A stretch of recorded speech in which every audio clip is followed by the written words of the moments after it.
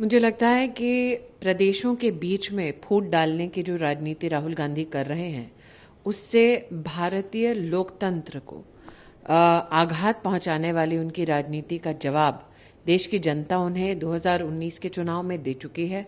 कल आपने गुजरात के जब स्थानीय निकाय के चुनाव के परिणाम देखे, उसमें भी कांग्रेस पार्टी की हार और 85% सीटों पर भारतीय जनता पार्टी की जीत जवाब है राहुल गांधी की डिवाइसिव पॉलिटिक्स का।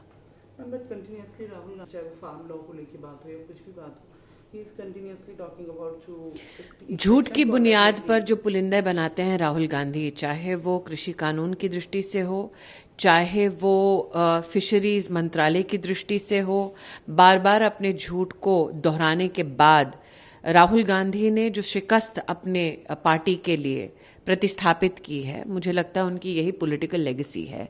राहुल गांधी आज भी अपनी यात्रा में दोबारा मत्स्य पालन मंत्रालय के संदर्भ में एक और झूठ बोल चुके हैं। सच सामने आने के बाद भी उनका सच से सरोकार नहीं है, ये राहुल गांधी ने ये राहुल गांधी देश की जनता के सामने अपने विचारों के माध्यम से अपनी राजनीति को प्रस्तुत करते हुए बतला रहे हैं।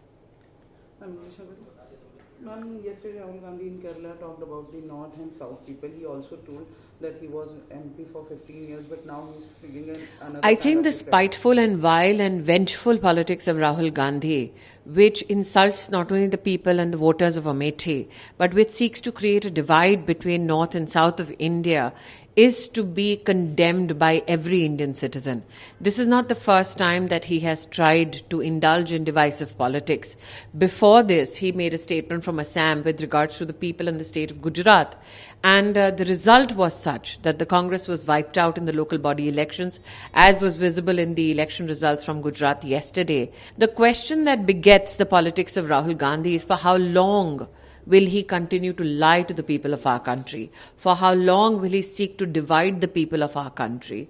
For how long will he try to build hatred between communities? Ma'am, now again he talked about he also talking about the fact that Rahul Gandhi sustains a lie was evident when he again promised the people in Kerala a ministry for fisheries. The fact that he insults the people of Kerala by speaking a lie time and again is something that the citizens of Kerala need to take note of.